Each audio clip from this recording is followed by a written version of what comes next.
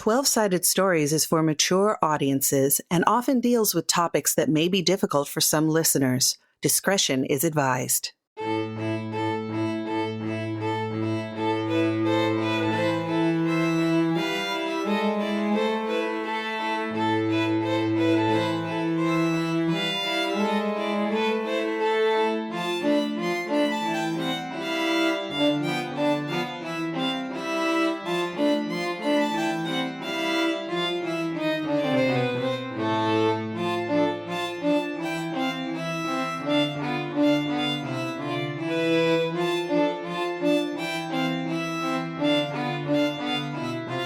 Come, brave the dark woods of folk horror with us in this Vason actual play, The Hidden North.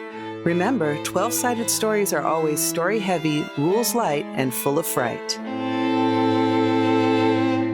Hello, and welcome to The Hidden North, episode number 8. My name is Wes Otis. This is our Vason actual play. I've got some great players with us. Let us start with Piper. Hi, everyone. My name is Piper. I use they, them pronouns. And today I am playing Elizabeth Peirce, who uses she, they pronouns. And she is the writer. She's very curious, always taking notes, and a lot of red lines on the board, trying to connect the various dots. Hello, I am Sander Saint Spider, and I am playing Sieve, our occultist. And we both use she, her pronouns. And she's just very overcome by our very sad scene that we saw at the end of the last episode. It's devastating. Hello, everyone. My name is Candace, also known as Candace the Magnificent. My pronouns are they, she.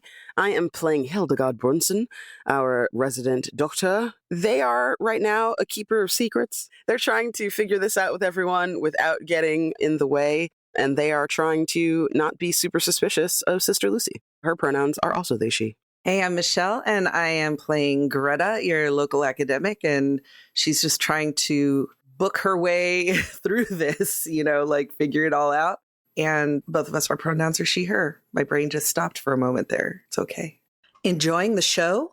Then take a moment to join our Patreon, support the podcast, and get early access to episodes and bonus content. Head to 12-Sided Stories Patreon today.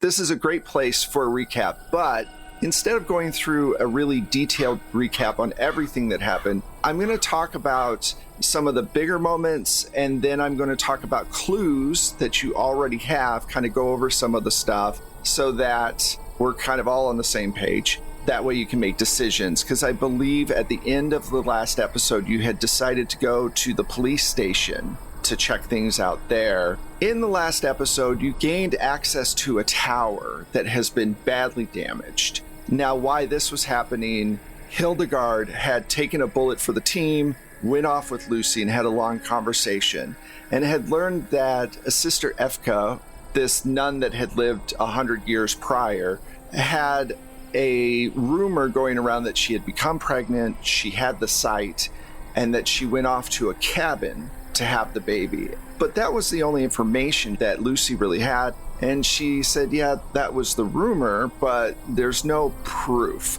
You line that up with what Elizabeth has pointed out, the fact that the cabin, there was a habit inside the cabin when you first were in the fairy dreamland. It points to some sort of scandal or something like that if that person in the cabin is Sister Efka. That was one big part that happened last game. The second thing was that you had conversations with Lucy. Elizabeth especially was very kind of wondering what her angle is with Sister Lucy, because she's letting nuns come through Castle Gillenkreuz, and some stuff is getting taken, like little baubles are being taken. And the question is, are nuns stealing it, or are Vasons stealing it, or both? You're not real sure.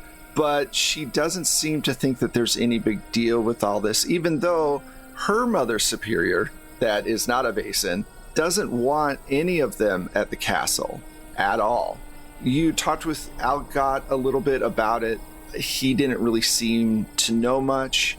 You also had a tooth. The tooth was underneath a couch.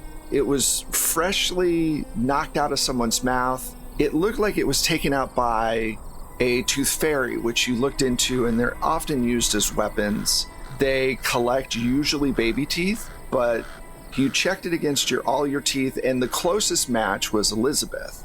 But Elizabeth's tooth is still in their mouth. So the question is where did the tooth come from? And you speculate that there is bleed through from one time loop to another.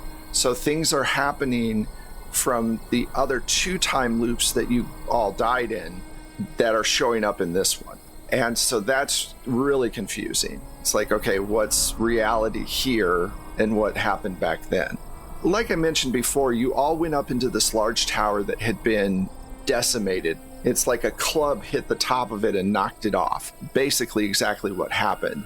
You looked across the forest that surrounds Uppsala, and there was this mountain just off in the distance, and you could tell that it was a giant. The whole mountain was literally a huge basin just sitting there, probably asleep, doesn't wake up very often, but when it moves, everybody is in great trouble.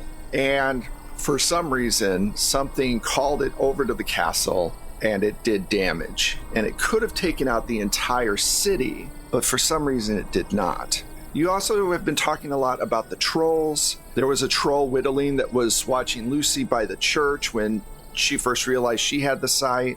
There is speculation because there's troll magic with both fairies and trolls use if trolls are involved, but you have not run into a troll yet. The final scene of the last episode, you went in to find the brownie hunched over one of his sparrows who had been hit by something, looked like it was mortally wounded.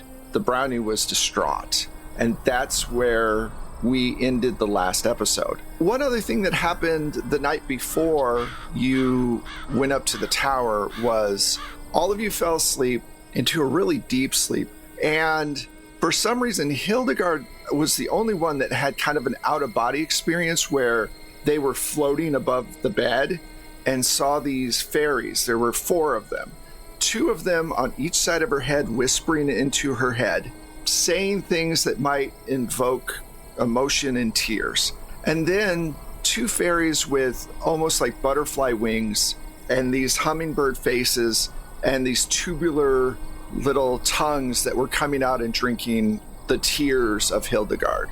And then she woke up and called them forward and said, look, I'm willing to give up some of my tears if consent is important. So you need to get consent first from me before you do this again. And they agreed, and then Hildegard put herself in a very sad state, remembering her past and how she got involved with the Vaesen in the first place, and brought forth tears. The rest of you did not fare as well, I mean, if you can call that well, because you woke up, you had tears all over your face, and no explanation. I believe Hildegard did tell you all what had happened. Tears or fairy spit? Let's be honest. Fairy spit. It's like apples. Okay, so I think that's it. Don't ask. I don't know where it comes from. It just pops in my brain. I don't know. Fairy spit tastes like apples. That's what I'm saying. That's very romantic, actually. Yeah. I mean, yeah, definitely. Okay. God. All right. So I think that's the last big chunk. Anyway, you are all standing inside of the library. The brownie is hunched over his friend. The sparrow is not dead. It looks like it's going to die, and it has been hit by something. And the brownie looks up at you, and he goes, "This is your fault. They told me this was your fault. How? They said I can't help you, that you're not allowed to be in here. Who said that? The damn fairies." What are they the ones who did this? Yeah, attacked him while he was trying to fly away. Excuse me, but I had conversation with the fairies last night. I asked them if they would be amenable to asking for what they need instead of just taking it. Why has this changed now? They seemed open. Maybe they're not the same fairies? Well, Hildegard kind of looks puzzled for a second, like, did not consider that at all. And kind of like looks at this bird. I have medicine. Can I try to work on this baby? Sure. Give me a medicine roll with logic. Real quick before you do that, I want to mention something fast. Now, when you do fear checks, you get bonuses for people that are in the room. For skill checks, if someone would like to help out, you can get a bonus for that, but there has to be a reason behind it. It can't just be like, oh, I want to help Hildegard do medicine. But in this case, I will say, because this was a fairy attack, if Sieve would like to help because she's an occultist with some of the medical stuff, I will give Candace an extra +1 die for helping, if you want to do that. I would love to. So I don't need to... You don't need to roll anything. She gets an extra die because of your help. All right, Michelle, what were you going to say? I was going to say that I asked, what did they say was our fault? Did they say what we did? They don't want you in here, in the library. They say it's not a place for you to be to poke around. They don't want you to have some kind of information. Is this because of that nun? Because she betrayed the consent that you offered? I don't know anything about any nuns. I tend to avoid them. They don't like when I drink. Can we talk to these fairies? Well, if I see them, I'm going to rip their heads off. But yeah, I think you can probably find them. Hildegard got 2 successes. Awesome. Okay, all right. So I'm going to say because Sieve helped and you were quick thinking that the sparrow is going to live. They're going to be okay, but it's going to take them a little while to recover. And the brownie goes, yeah, they came last night and said that you weren't allowed in here. Something about, I don't know, they were gibbering on about that the end times for you were coming, that your clock was almost done, and that they needed you to be in the dark for as long as possible, because that's what he wants. And I guess they're talking about the stupid fairy king. What bastard hurts a sparrow? I mean, come on. I agree. Hildegard pulls out their pocket watch and looks at it. No, 9. We are not supposed to have an end to our clock until, what was it? November? It was months away. You guys have a long time. We have plenty of time.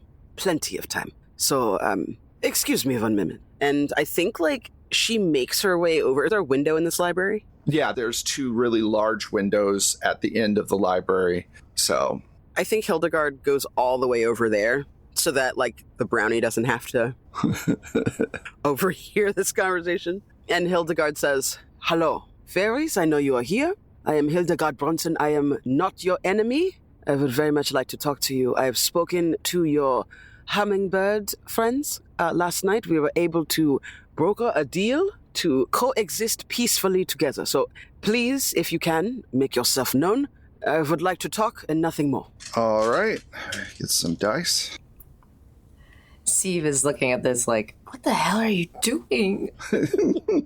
They're just gonna claw up our faces. I love how Steve equates the fairies like chimpanzees. I mean, you never know. They're going to eat your face. They're just going to eat your face. They're just feral little bug ladies. You can never be too safe, honestly. Can you give me a manipulation roll, please? Sure. I'm not going to make it, but I will. I'm not lying to anybody. I know. I'm not really using it for the lie part. I'm just using it as a come out and see us kind of thing. I don't know. The answer is no. Okay. I will say this, though. You see a fairy flit from up high, and the look that they give you is not now. This isn't the time. They acknowledge you, but they're not willing to talk right now. I think Hildegard kind of nods. It's curt but friendly at the fairy and says, "Dankeschön. I will try to speak with you again sometime soon." And then kind of makes their way back over. It's a real shame what happened to your friend. If something like that happens again, please come, bring him to me. I will hopefully be able to patch him up again, just like I did today. I appreciate your help. I do. Maybe check in on me every once in a while, because finding you all is a fucking nightmare. It's so far. All right. So right then, you hear the front door open, and there seems to be another group of people in the entryway talking with Lucy. And she's just bantering on with them, "Oh, it's so nice to meet you. Welcome." What the fuck? Meet you? Get out of here. Elizabeth immediately is like, has book open, was taking notes, hears the door slam shut, slams their book closed, very properly just kind of wipes off their dress and says, I'll be right back. And will immediately, quickly toddle towards picking up the dress. I follow Elizabeth. Okay. So you all come out into the entryway, and there are 4 people standing there, all with their baggage. You know, Lucy's like, oh, look, we have new members sent over by Linnea.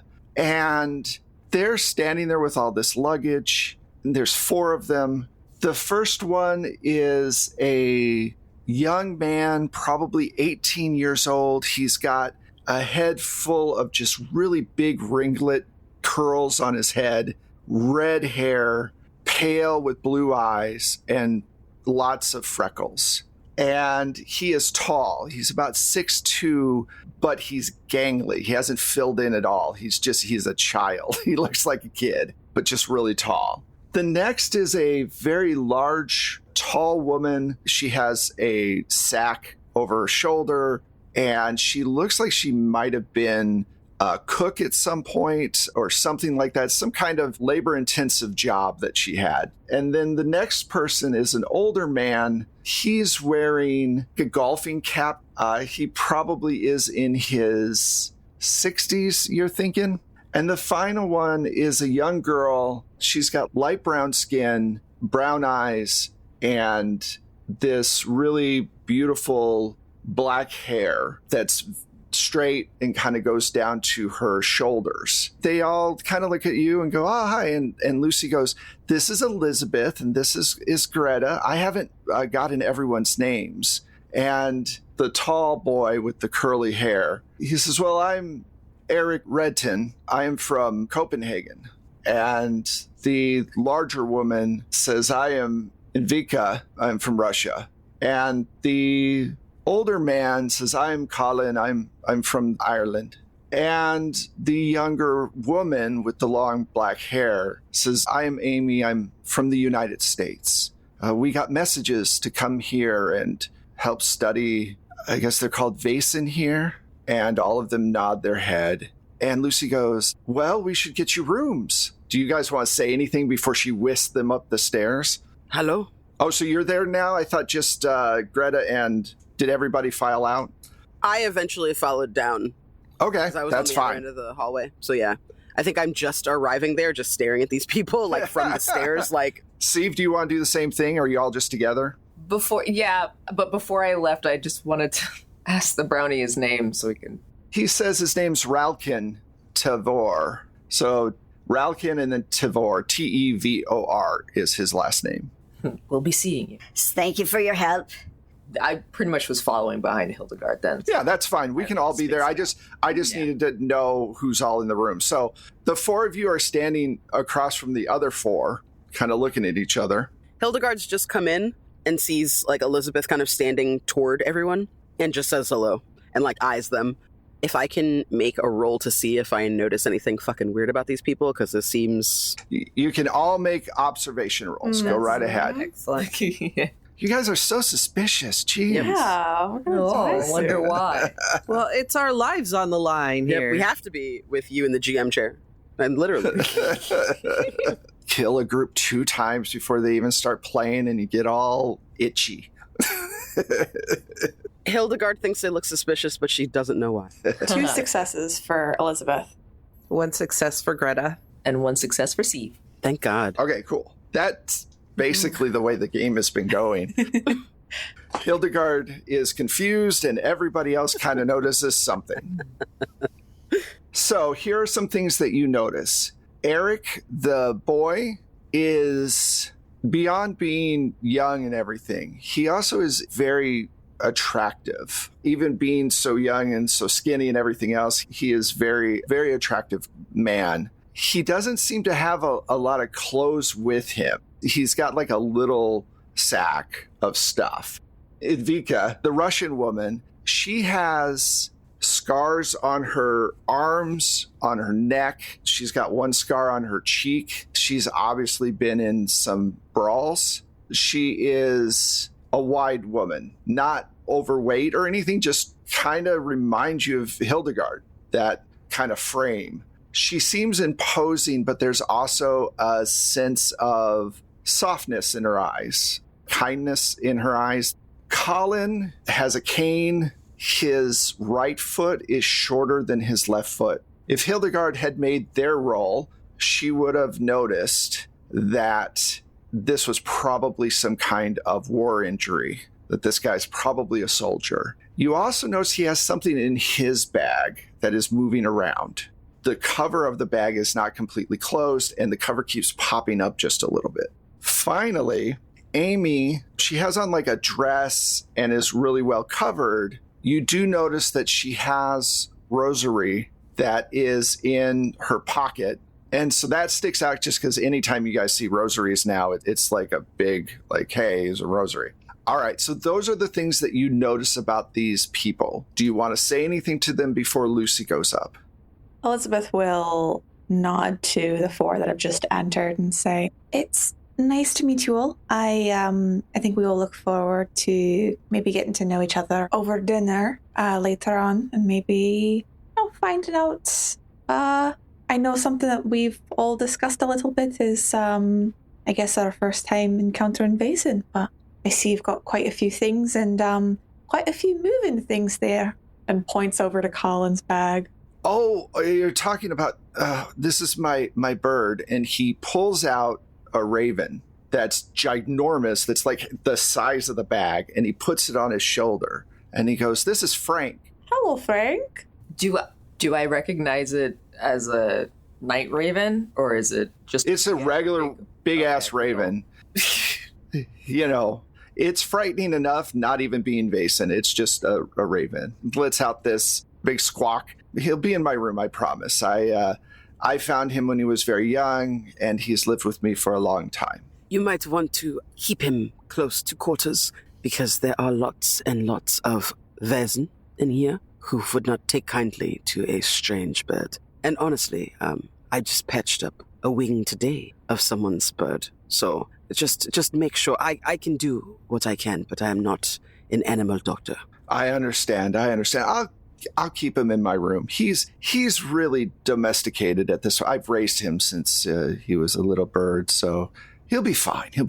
Hildegard squints at this bird and looks to the others and tries not to have this be an open-faced kind of reaction so that the new four people can see. But the look on their face is very a domesticated raven that's that big, or is that a Vaesen?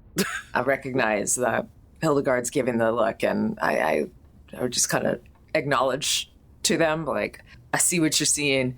I think it's just a bird, kind of like that eyebrow raise where it's yeah, it is weird, but so far, no other clues. If that could be a look, If that could be a look.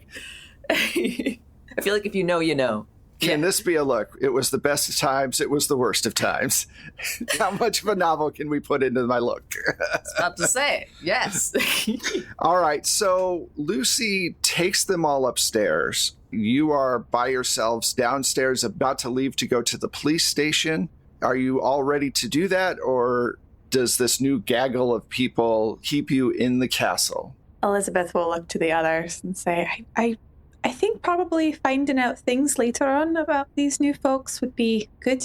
But I think we should go to the station. I had another theory, and Elizabeth looks over to Steve. How often do trolls move around? So Steve takes a moment, and she's like, well, it's funny. What? They shouldn't be moving at all during the day. It because of the sun, and it's kind of like their weakness. If they are caught outside in sunlight, they'll freeze. So really, you're only going to be seeing them move around at night, or at least at top speed. So didn't Sister Lucy say that was her first interaction with Vaesen then? Yeah, she did. Was that not at night? No. She said that it was in the daytime, and it was looking at her, and it was whittling? I'll be honest, I was just suggesting this because I thought maybe the troll was still at the church, but this is completely different. So she has been messing with us. Well, to understate it completely. I don't know that now is a good time for us to be leaving this house. No, you know what would be a good time, though, since Sister Lucy's a little bit busy? And Elizabeth looks at the others. Maybe we could look at their room, sneak in there. Hildegard squares their shoulders up and rises to her full height. Sometimes they have a tendency to hunch when they're around smaller people. Which is all the time. Yes. They rise up to their full height and crack their knuckles. I would keep watch. Okay. Let's do it. Let's do it. Elizabeth is just tucking the hair behind the ear. Okay. All right. So all of you go upstairs. You can hear Lucy giving the same tour talk that she did last time about the castle, about what needs to be done. The house is much cleaner since you all have been here, since you've been doing cleaning. Things are getting better, but there's still a lot to be done. And I'm going to say that because they are so engaged, that you're able to go all the way down the hall and Hildegard stand out front and the three of you go in. Her room is the quintessential basic nun room. It's got a little footlocker, like wood chest at the end of the bed. Her bed is perfectly made. She has removed a lot of the accoutrement that you all have in your room, which are the big tapestries. More of the this is a castle and it's gaudy kind of stuff has been removed. There is a cross hanging on the wall directly across from where she sleeps. There is a small desk with lots and lots of notes and pictures and things. And you notice that within these pictures are a lot of maps of the castle. And when you're looking at the castle, you do notice that there are passages and places that connect one to the other that are not easily seen. So secret passages. That was an advanced way to say secret passage, I guess. But there's a few. You can get from the kitchen to the top floor to where you're all at. This is often used by the servants to be able to stay out of the public eye as much as possible, because we all know that the peasants should stay unseen. And then, so there's that. Then there's a few others that go out to the garden. There's one that actually leads underground and goes directly out into almost the center of town. So getting into Gillenkreuz, if you know all these places, is super easy. She's using language that hides what's going on. She's talking about working for Mother Superior and making sure Mother Superior understands what's going on in the castle. She thinks she saw a Vaesen. Maybe she does have the sight, but she's not sure. She doesn't like lying, but she understands what needs to be done, that kind of thing. And it's all very incriminating, the way that it's laid out. What we're going to do right now, I believe personally that every single game should have a luck mechanic. I don't believe that Vaesen has one, from what I can tell and what I can remember. If I'm wrong and I find it later, no big deal. So what we're going to do is we're going to make a luck roll. Who would like to make the luck roll? Elizabeth, do you want to make it? Sure, I'll take. You were doing the dance. Dance. Yeah, I was doing dance. the "Don't choose me" dance. Well, I would choose. That's okay. I would choose Candace, but I know how they roll, and I want to give you guys a chance. Savage. I don't want to be mean. What shall I roll, and what is my goal to achieve? We're just going to roll a 6-sided die, and you're going to have a 50-50 chance of being lucky. So 1 through 3 means that you're unlucky. 4 through 6 means you are lucky. Okay, let's hope this goes well. I got a 5. Excellent. So you're able to get all of this information, and luckily they never come down the hallway towards where you all are at, so you're able to exit. Do you touch anything, change anything, move anything? Do you take anything with you that she might notice later? Not that she will notice. I'm going to make a roll for that, but there's a chance that she might. I'm just being upfront with you about what could happen. I'm going to say no, I don't. Okay. No, I don't take anything, but I would highly encourage Elizabeth to copy some notes. It's like, quick, draw this. Or highly encourage Elizabeth to take Copy it. this map. Yeah, I'm Please. definitely going to like quickly copy the map. I think Elizabeth is also going to look at the cross on the wall, and there's like this temptation to be malicious a little bit and invert it. That just means the church is in distress or something, I believe. But Dang. It's not the flag. It's not the flag. it's something weird, I know. I think that Elizabeth is going to leave it. Elizabeth wants to be malicious, but doesn't. That's for later. No, I think Piper wants to be malicious, but Elizabeth isn't going to be malicious. It's true. It's true. Exactly. Candace knows.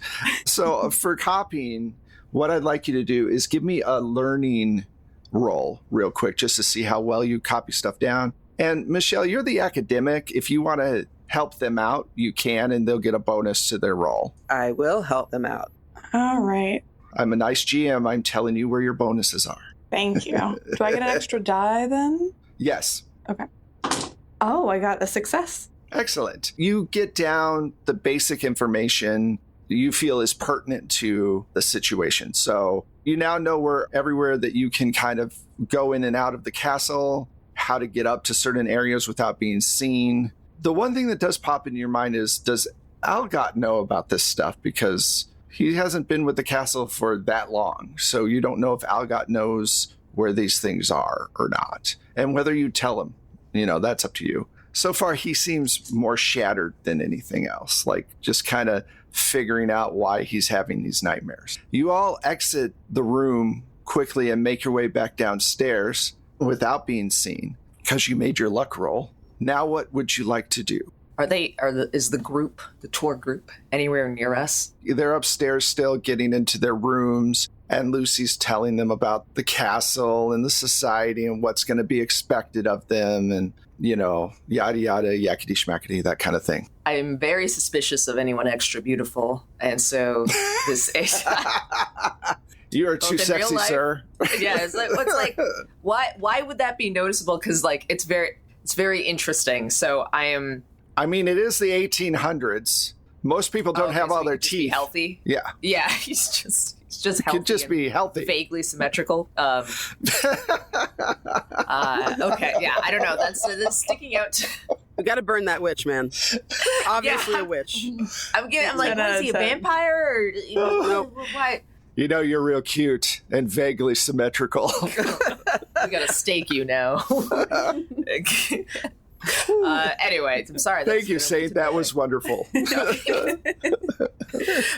All right, done. Oh, okay. It's a valid point. I pointed out everything that might seem suspicious to you, so. Oh, one thing I did wonder was, were the rosary beads in Amy's rosary the same type that exploded out of our guy? No, they were not. They're glass and they're dark green. The ones that came out of your guy eye and the one that's still lodged in Hildegard's amulet are wood and deep red, like a cherry wood or something like that. Okay, so not painted. No, not painted. No. Okay, natural. Maybe glazed, but that's about it. So you all are downstairs again. You found out this information. They're upstairs. Your options are to go to the police station, to go to the church, to check out these hallways. You have not been in the basement yet, which has been mentioned, but for some reason, no one wants to go in the basement. Who knows? Who knows? Or to even go to the market and talk with more people like the store owner, see if you can get more information from them. You're slowly starting to get this feeling, obviously the church is involved, but, you had mentioned that you still have months and months until this thing happens. Are they pushing you? Are they trying to make things go quicker? And if so, how do you slow it down? Kind of pops in your brain. Or is it just the effect of the time loop messing with you? So where would you all like to go from here? I definitely want to hit up a clock shop. Okay. Because of that spell that, so just in case we need to cast it, I have enough clocks. Okay. And yeah, I was thinking I still would probably be good to go to the police station if people are still interested in that, to see at least who else is missing, if that feels relevant anymore. Yeah. Right. I think it'd be interesting if one of the people who just showed up might, one of them's missing or something. Might be too easy, but. Agree. Could be.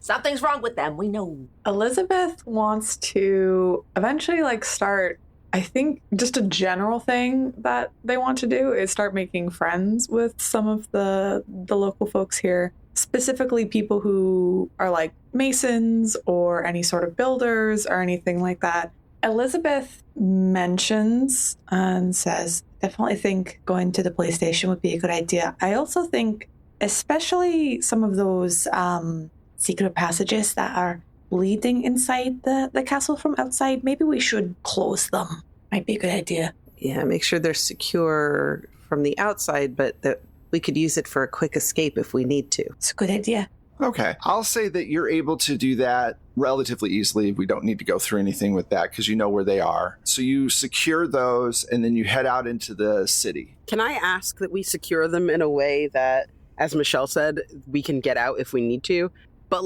with a fail-safe way to get out if we need to? Because if Sister Lucy is using these passages, we don't want it to be too easy for her to get out. I think it would be great for her to suddenly not be able to have all of the nooks and crannies that she had access to before, and then have to ask us about it.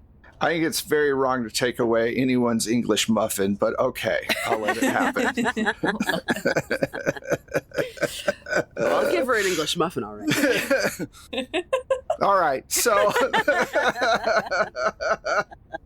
Phrasing. All right, you all head out into the city after doing that. Yeah, you set it up really well. Basically, you need to know the secret handshake to get through the door, and all of you understand how to get out of these places. Like I said, there's 3 places to get out into. The middle of the city, which is, I'm going to say the final place that you go to is that one, so that you can just pop up into one of the alleyways you find yourself in. It's near the market. You set the door so that it cannot be opened. It looks like a manhole cover, but it has a latch and a hinge that makes it easier to open. So you're not opening up, trying to lift up a 150-pound cast iron weight.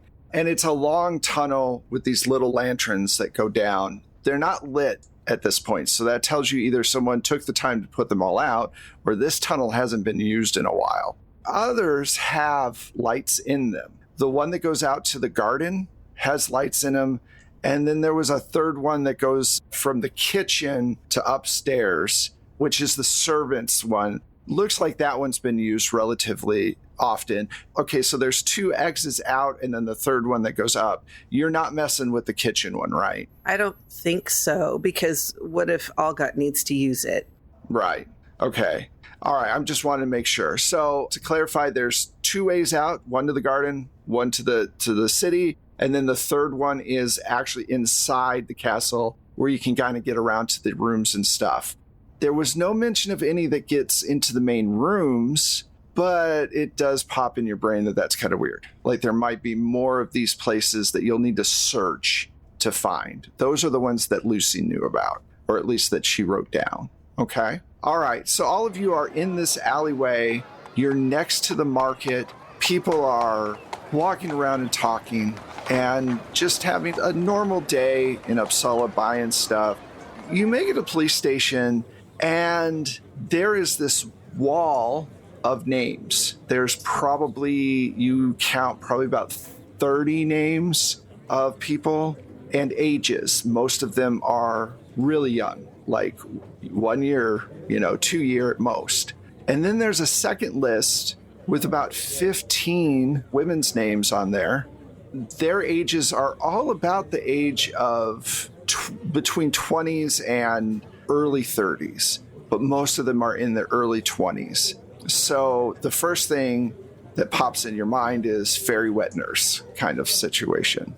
Most of the police officers here are just patrol police officers. These are not detectives. It's not London. There's no Scotland Yard here at all. They are really out of their depth with this kind of stuff. And the older police officer who you had met at the cabin notices you when you come in. And he walks up and he goes, I was coming to come over to Gillenkreuz later and have a discussion with you about what you saw. we're kind of in it. We have up to our necks in missing people all of a sudden. Lots of children and women of birthing age. And I'm not quite sure how it's all tied together. I've got the church breathing down my neck too for some reason. They're awfully interested in what's going on. Someone told them about all the rosary beads in the first place that you found. You haven't been to the church. You didn't tell them anything, correct? Did you tell anybody about the rosary beads? No, we haven't. Huh. He goes, well, look, you're all out-of-towners, so you need to be careful. There's a lot of talk among the people that it's because of all the new arrivals going to Gillenkreuz. I don't think that's true, but people are suspicious around here. Anytime supernatural stuff comes up, they can have superstition as well. That's understandable. I do wonder why the church is pressuring you. They seem to be very interested in the goings-on, even at Castle Gillenkreuz. The Mother Superior came by earlier today and said something along the lines of, if we cannot protect our Catholic babies, how can we protect anyone? She was very upset with the fact that we have a list so long of babies missing and wants it to stop, was her words exactly. As if I have some wand I can frill about to make it stop. We haven't had the pleasure of meeting the Mother Superior. Do you mind, just in case we might need to go talk to her, what does she look like? And pulls out the book, the pen. She is a imposing woman. She's about 5'7", not too terribly tall, the average height. She is thin. She looks like she eats like a bird almost, and she has a very stern look on her face most of the time, scowl, and she wears glasses. She always wears her full habit. Most of the time, the other nuns don't as much. They don't wear the headpiece and everything else. Everything. The headpiece is just the habit, right? Or is it the whole outfit? I'm forgetting. The whole outfit is the habit. Prior to Vatican II, all the nuns always wore their habits. Right. Well, I'm going to say in this particular place, the other nuns are a little bit more lax. They might not wear their head dress as much, especially if they're not feeling Mother Superior is going to see them. It's called a wimple. Oh, yeah, wimple. Yeah. A wimple? The head thing is called a wimple? Awesome. So they won't wear their wimple out. And that got Piper good. They won't wear their wimple Gotta out. hide my wimple. I gotta hide my wimple. It's almost as bad as the English muffin. So the nuns seem to be a little bit more willing to do stuff that they shouldn't. You've noticed the other thing, they haven't talked about a priest. And a lot of times, a priest runs the church and usually has say over the nuns. So far, there hasn't been a mention of a priest at all. So, Thank you. I'll ask the police officer. Oh, and who's the priest at the local church? Father Malkin, he is, he's got to be 90. He was supposed to retire, and they just haven't swapped him out yet. They were going to send some young fella over last year, but he never showed up. And we've sent messages. He's at an age where the Mother Superior can run the show. I don't know if she's looking forward to the new priest showing up. Does the Mother Superior not feel as concerned over the young women missing? She is, but she was focused more on the children. Like I said, she is a difficult woman to read, unless anger is the only thing that you can really read. Well, our visit to her is going to be quite delightful, I can tell that. If you do decide to speak with her, don't mention that we spoke. Understood. Also, if you could, I know this might be asking a lot, but because you're not from here, obviously be careful, but also if you see anything that would help us locate these children and these women, I would appreciate it. Absolutely. There's been odd things about each of the disappearances that kind of align with the same thing that happened at the cabin that you spoke of.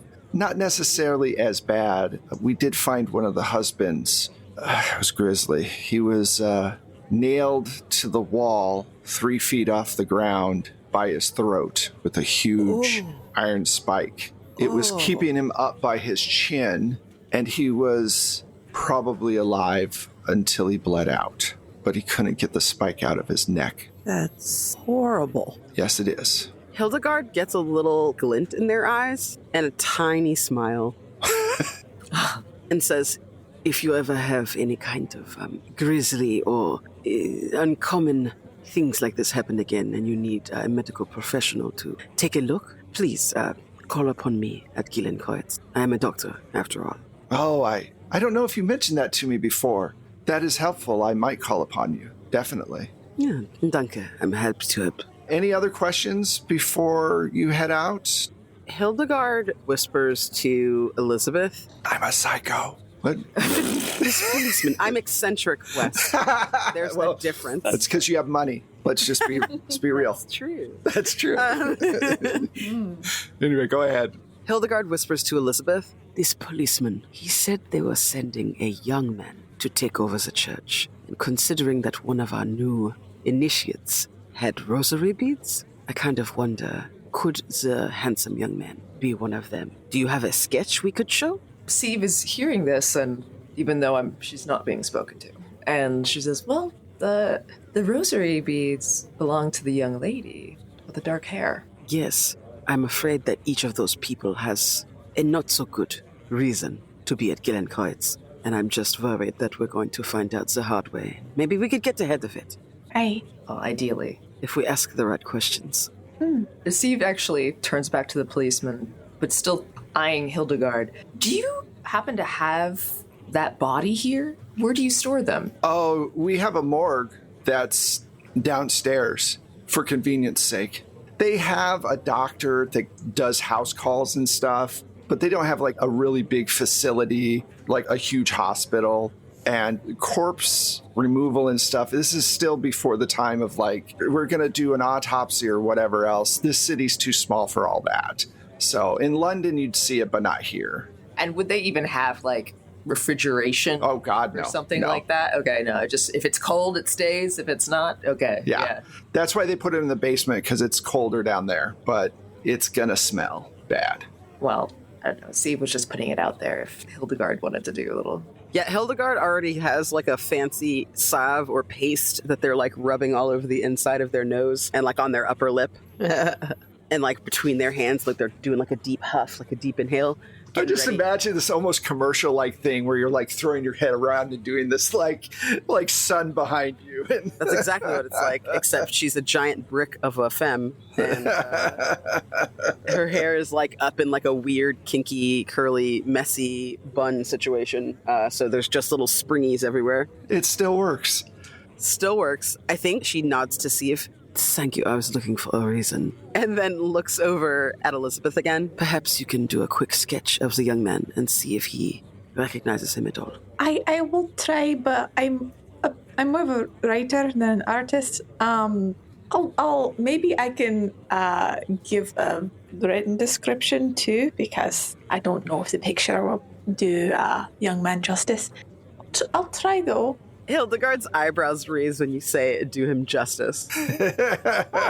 And they just kind of like take the salve and like offer it to everybody. I'm wondering if maybe a couple of us should go and visit Linnea to make sure she sent these people. Aye, and not go downstairs. She did say that Fairy King was dancing on her windowsill, keeping her from getting letters out. So I would like to know how these people, especially one from far-flung America, would have found out to come to Gillenkreuz. We should go check. Maybe if the Fairy King's still there, we can ask him why he's messing with the sparrows. Actually, this is a good place to actually stop, because you're all, if you're going to break up and go different places and everything else, we're kind of at the time where it's a good place for us to stop. So don't get too excited, because, you know, we haven't done a cliffhanger in a while. So one's coming probably pretty soon. Boo. So thank you all so much for playing. This was a lot of fun. A lot of good information came out. Let us find out where all of you are. Let's start with Candace. Hello, everyone. My name is Candace, also known as Candace the Magnificent. You can find me on Twitter and Blue Sky at the Candace Marie, as well as everywhere else at Candace the Magnificent. You can hear more of me on the D&D 5e inspired podcast, the Albright, which is by the Disciples of Deceit, as well as Girl by Moonlight, wherever you catch your pods. You can also hear more of me on Beyond the Outer, a mothership campaign right here on 12-Sided Stories.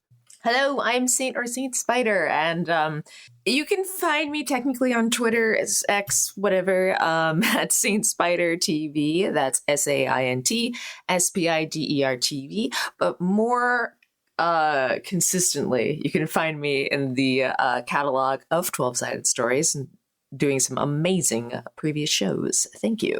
Hello, everyone. I have been Piper, still am, still will be. And you can find me at on Twitter at MattyMatteehee or Maddie Matteehee. And you can also find me on Twitch at Matteehee. As bi-weekly on Saturdays with Candace, we play a game called What We Do in the Shallows, which is a queer pirate adventure. It's a lot of fun, very gay, and very high stakes right now. It's a good time. So yeah, you can find us there and find me there mostly. Otherwise, I guess keep eyes peeled on Twitter for other little things that I do here and there. Hey, you can find me on the socials, including our Discord. Thanks for the reminder. As Michulu, that's Michulhu. You can also find my music and Wes's amazing sound effects if you go to DriveThruRPG and look for Plate Mail Games. Awesome. And I'm Wes Otis. You can find me at Plate Mail Games on all the socials. You can find the show on 12-Sided Stories, the number 12, and then Sided Stories. That is on all the socials as well, or on our newly updated, because I updated it a couple of days ago, website with all of our shows that you can check out at 12-Sided Stories, all spelled out, .com. We've mentioned Discord. We'd love to see you on Discord. It's great to hear from people who listen to this show. So come by and join our Discord. Ask us questions if you'd like. Tell us what you're doing in gaming. That's great too. If you want to help out the show, become a Patreon member. If you can't do that, give us a shout out on your favorite social media platform, whatever billionaire you're willing to deal with for this moment. Give us a shout out there, or give us a review on your favorite platform. Reviews are really helpful. It gets us in front of more people. So thank you so much for listening, and we will talk to you again in another week. Bye, everybody. Bye.